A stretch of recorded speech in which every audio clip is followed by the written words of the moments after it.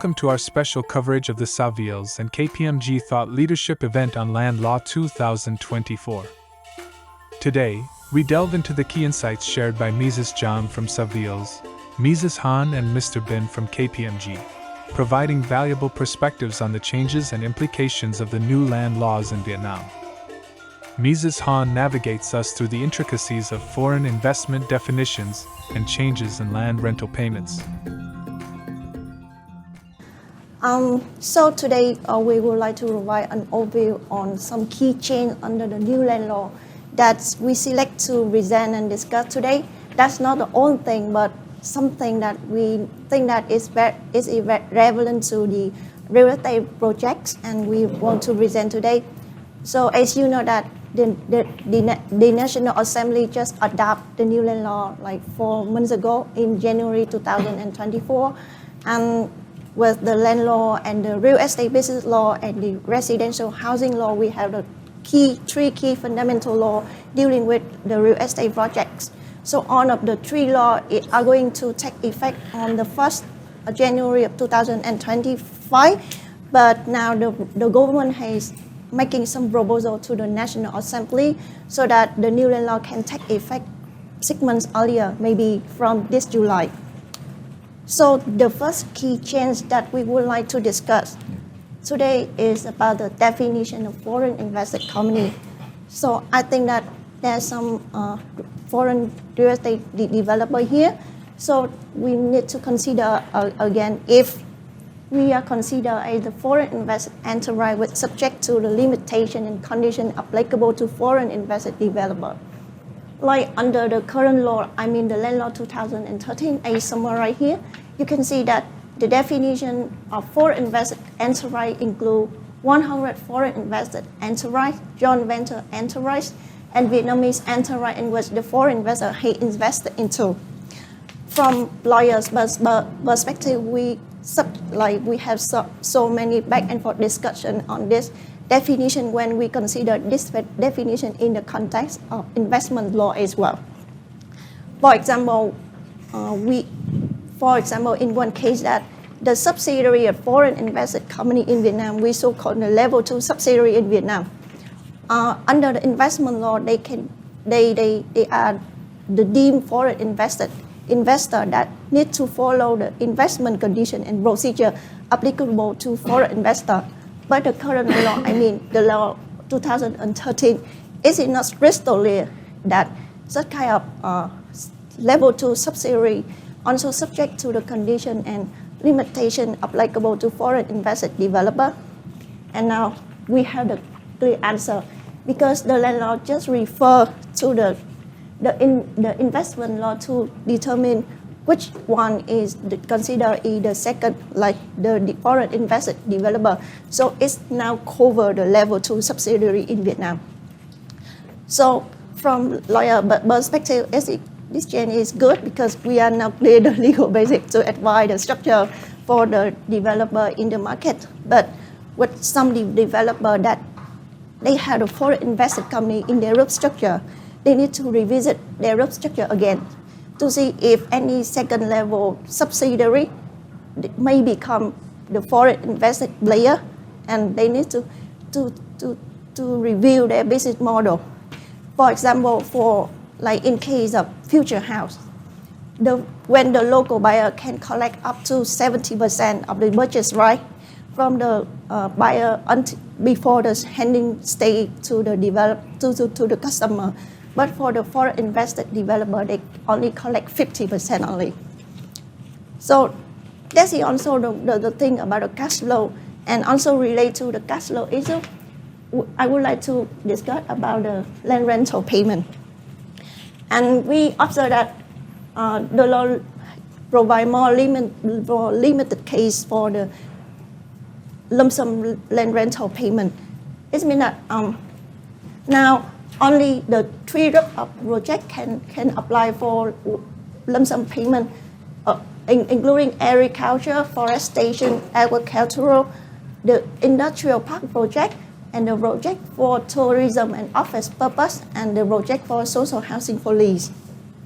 So it means that if your new project is not eligible for land allocation with land use fees are not within this kind of group of projects, we need to apply for annual land rental payment. So the key reason for such change is that the state want to reduce the financial burden of the investor at the beginning stage, because they don't need to get a lot of money to make the one-up payment. But from the other side, we can see that the valuation of the project with the one-up payment when the investor already pay on of the land rental must be higher than the project with annual land rental. And some people are also concerned that if such kind of change may pose challenge to the existing investor, because it's more difficult for them to welcome to the new investor when they need additional funds to develop the project later. And with the annual land rental payment, you are only allowed to mortgage the asset attached to land to the bank only. And you cannot deal with the rent you right, although this is one of the key fundamental assets of your project. And the next issue is the thing that very interesting to me in that, and also one of the key that Giang just shared with me when we first met together today, is that a lot of challenge and delay relate to the residential house project in the market for long, and the developer want to have a more better policy for such kind of project.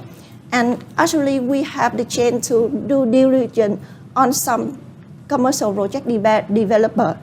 And when we did due diligence on their project portfolio around some 100 hectares with more than 20 or 30 projects, and we can observe that nearly a half of the project are pending because of licensing procedure,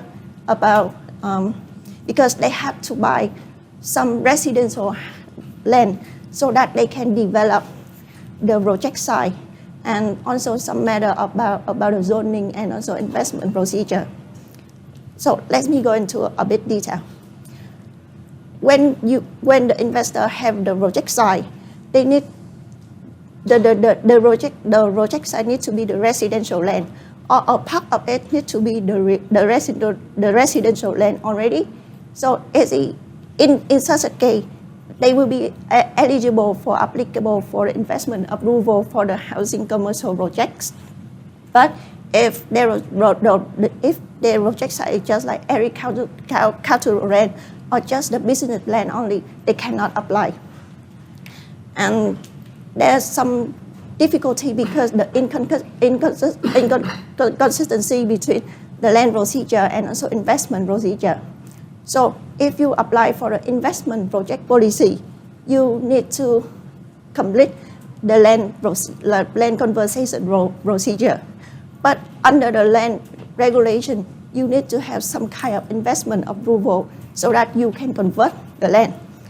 So in fact that we see some commercial house project, they need to manage to revise some zoning approval, the land zoning, and also land usage of the provincial level. And then if the project land has some agricultural land, they need to get special approval so that they can acquire such kind of land before getting the investment approval. And actually, that I understand that there's so many back and forth discussion on this matter during consideration of the land law. But under the land law, this issue is still very silent. But there is still a hope, because the Ministry of Natural Resources and Environment has prepared a resolution to issue a pilot scheme to tackle some kind of this issue, because the standing committee of the Central Committee of the Communist Party instruct to have the pilot plan to use the non-residential land for the commercial housing projects. And I'm aware that there already the resolution, the draft resolution, so that they will allow the investor who can acquire not only the residential, but also the other kind of land which are eligible for transfer to develop the or develop the commercial housing.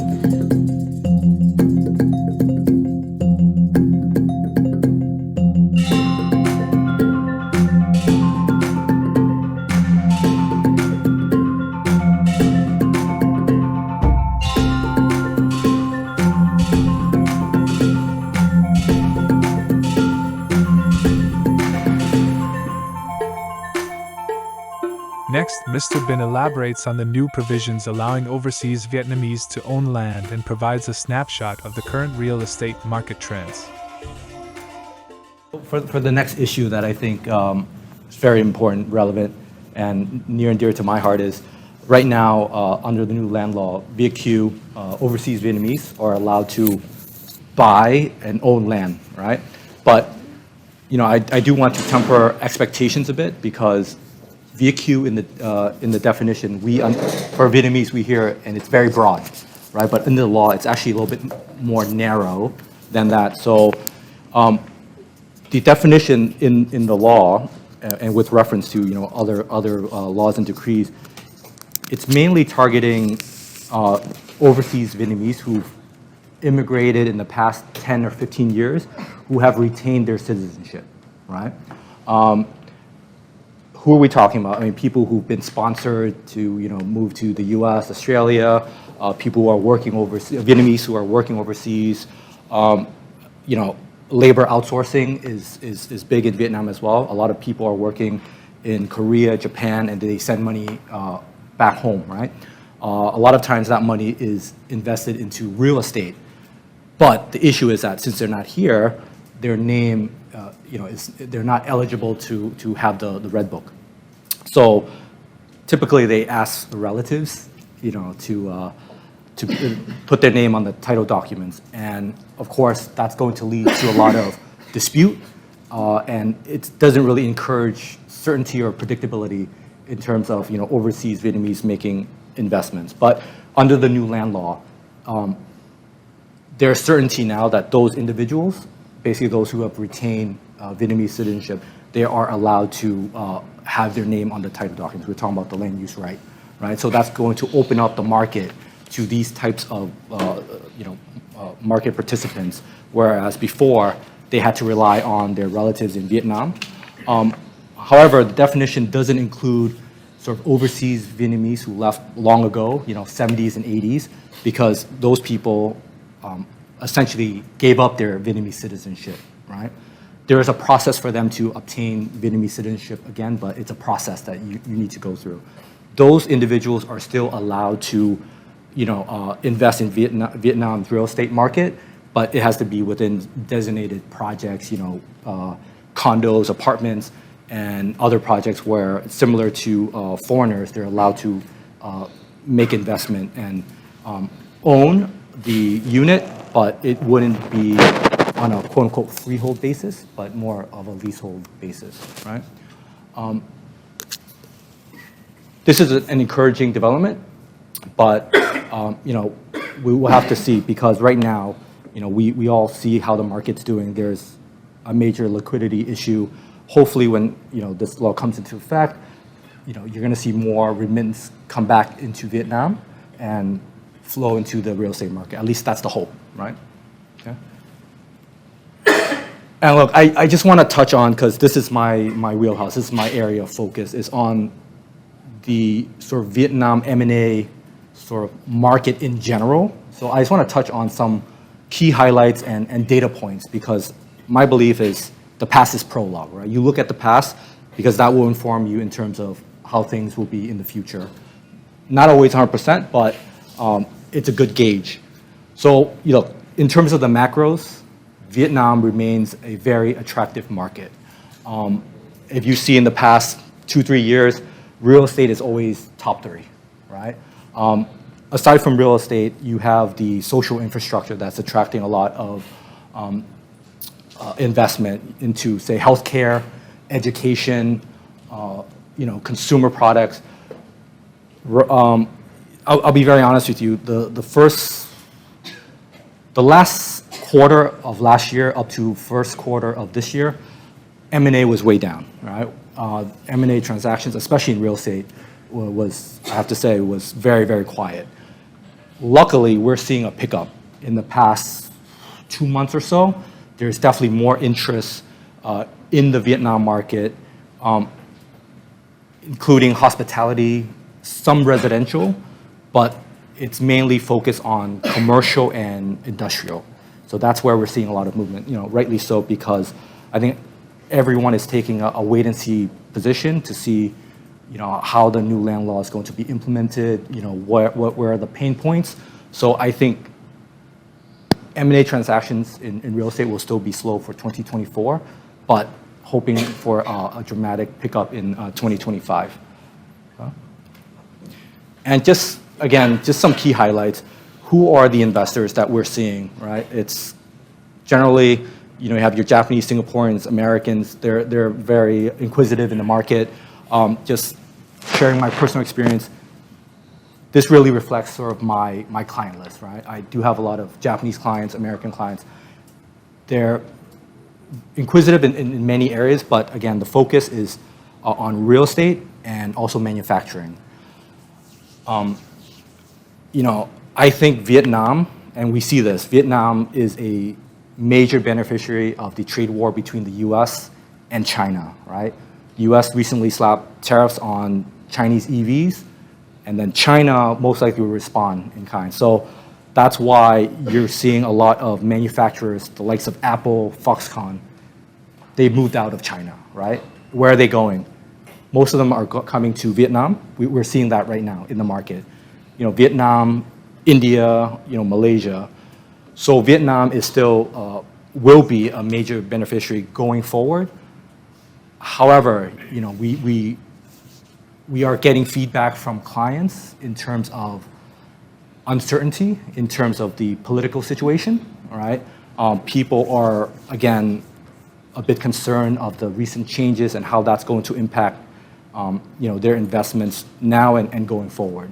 But our view is that, regardless of the changes within Vietnam, the overall trajectory, right, and the policies of Vietnam will remain stable and, very focused on spurring, trade between our partners. So.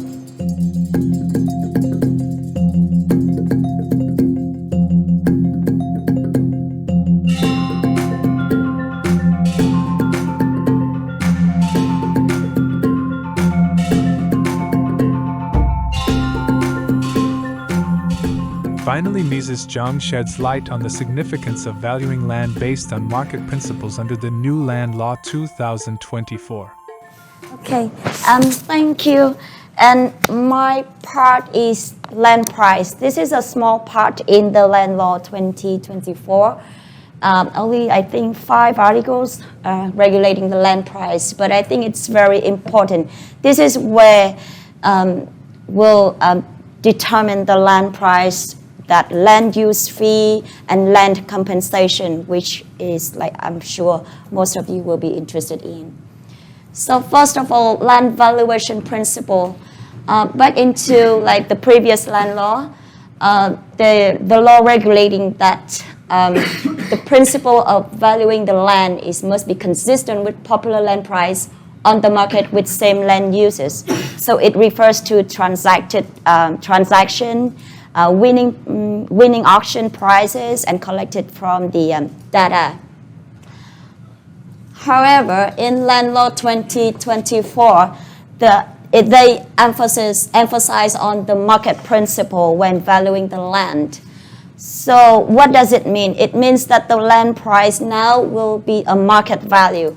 And as defined by IVSC, the market value is the estimated amount between the willing buyer and the willing seller in the arm's length transaction. So what it tells you, when the land value reflects the market value is like reflect the knowledge of buyers and sellers, hundreds and thousands of buyers and sellers in the market. So everybody understands it clearly about the value, and it brings the efficiency So what does it mean? It means that the land will go to the person or those who value it the most, so the highest value, and then it will facilitate the efficient of land allocation. It also leads to the transparency. When the land value align with the market value, I mean like buyers and seller understand it, the published data of sales transaction, everyone can access it, and then it will bring the transparency. And it make it easier to buy and sell land, which will increase the liquidity. Within the Article 158 of Land Law 2024, it also regulates the valuation methodology and circumstances to apply which methodology, and also the source of inputs. Why in the previous law there was no clear or specific implication regulations. So in here, I want to focus on valuation methodology. So previously, the previous law just stipulated 5 methods: comparison, deduction, income, residual, and adjustment coefficient. The new law stipulated only 4 methods. The deduction is like incorporated within the comparison. And since within the 4 methods, I just want to focus on 2 methods, which is comparison and the residual. These are the 2 methods that most commonly used when I do the value for the development site. So direct comparison. Direct comparison simply look at the sales price, sales transaction of similar properties in the market, and then we do the compare or contrast to derive the subject property's value. Shortfalls. So at the definition, we look at the similar property. So for the small scale or townhouse or apartment, there can be a lot of transaction. But for the big development side, no, there are not many, or very like challenging to have to find the similar evidence. So limited data and data accuracy may lead to the inaccurate valuation. After collecting data, we have to do the adjustment. This step can have the subjective adjustment and lead to the bias valuation. The last shortfall to us is that it's very difficult to use direct comparison to value a mixed-use development, because like in the mixed-use development, you have like different components within, and it's even more challenging or more difficult to find the 2 identical projects. So, however, it does offer benefits. It's quick, simple, straightforward. Everyone can understand it. And since it's simple, so with time efficiency, we can do it in like 2-3 days. And it relies on actual transaction data. So if there are like many identical properties, for example, apartment or townhouses, then it relies on actual transaction data and reduce the subjectivity. The residual. So end of last year, there was a discussion whether to keep the residual method or not, but luckily we kept it. And residual focus on the development potential of the project, and basically it takes the estimated revenues and deducted estimated cost to get the residual, and that value is reflecting the land value. Benefits. So at the time you do the valuation by residual methods, it will at the same time assess the project viability, feasibility, profitability. So it's help the investment decision right away, like whether it's worth invest or not. And then it allows allows the developer to analyze different development scenarios, and to identify the optimal use, which we call it highest and best use. Shortfalls. So as I said, it needs a complex financial model, and it needs expertise. It requires expertise in financial. For example, you have to understand the market condition, you understand forecasting, you understand discount rate, cap rate, all of the financial terms. And it's very time consuming because you have to collect data all over the market. Another shortfall, which is very important, is that the model relies on assumptions. So it's very sensitivity on the assumption. Assumptions here, it can be like forecasting the revenue, forecasting the cost, or estimating the timeline of the project. So in conclusion of the methodology, like each of the methodology have a pros and cons, and when we do the valuation to get land price, we have to like balance and we will have to like balance it and reconcile the value between two methods. So all of the regulation about the land valuation is just to derive at the land price. Previous law regulated three concepts: land price framework, land price list, and land specific land price. The framework means or bracket.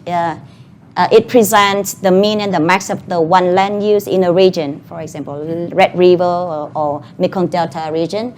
And it is issued by state, and every 5 years they will update every 5 years. And it is served as a guidelines for the second concept, price list. The price list is now just a land price for a land use in one location. So it narrowed down from the region to the location. For example, in 2020, the land price list in Huynh will be 162 million per square meter. So it was regulated to build based on the framework, and it will be updated every 5 years. The authority to approve will be built by the provincial people committee and then approved by the people council in provincial level. This is used to estimate the obligation relating to land of under limit area for individuals and families. So this is generally, like it has a list of uses, but this is what I picked out. The last concept is the specific land price. This is the narrowest, the value of the land of specific land plot with specific characteristic. Then it will be based on the market, and since it's a specific land price, cannot be issued in advance.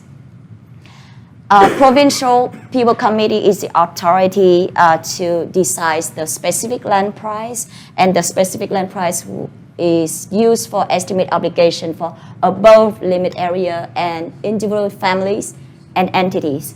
It also serves for the land use right value for the state-owned company when they do the equitization. So that's the story back into the previous land law 2015. But in 2024, the new land law, they removed the framework, the price framework. Because you see, as you can see here, there's some kind of double system. And as I just mentioned, 165 million per square meter in Huynh, you know that it's not correct at all compared to the real market. So they removed the framework. And for the price list, since no framework, they also required to update it annually, which means that the government wants to align the price list with the market. They adjust it more frequent and has the price list to be like market. They also hope that the price list can go deeper to the land plot, just like this, whenever the cadastral map and the national database land value available. So that's what they expect. The other uses for land price list will be estimating obligation for individuals and families, and estimating property tax, and also estimating the starting price for the auctions. Specific land price in 2024, the big changes is that they have expanded the decision-making authorities. You see, before it was a provincial people committee decided, and now it's split it into like circumstances, different circumstances, still provincial and district. So now it's expanded to district level. With this, so localized decision-making will make it like all the decision will be like prompt, and the district level will know more about the local. They know more about the demand, the conditions, so that they will have a prompt response on the land price. It also estimated obligation for entities and starting price for auction. So as you can see here, in 2024, they will split into like land price list will be used for like individual and families, and specific land price will use for obligation of entities. This is just a summary of key changes that I just presented, and this is the impact that I also mentioned in each of the impact. So we will expect it to like improve efficiency and transparency, liquidity, more dynamic and responsive approach.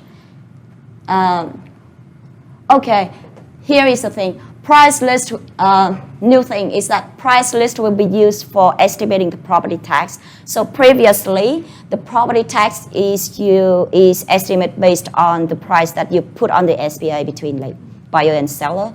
But now they don't care about what you put it in. They will adopt the land price list, which they expected to align with the market. So with that changes, it expected to increase the state budget revenue. So we have more money to invest in infrastructure in every way. And since then, one more thing, price list. Okay, higher compensation is expected. So then previously the compensation is based on the frameworks, the price list, but now the price list is expected to be market, so it will be higher. So higher compensation can lead to higher initial investment, and may lead to like higher value, or higher land value and higher price of the products, real estate products.